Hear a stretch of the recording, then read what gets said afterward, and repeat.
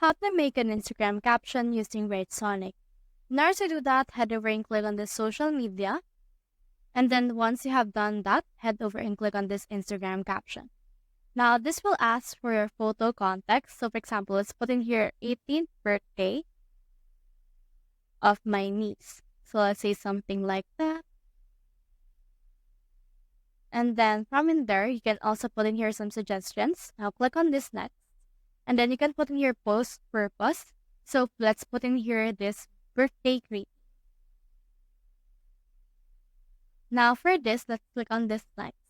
And then this will actually provide us with this, which is the birthday gaze or birthday girl's personality. Let's put in here something like kind and generous.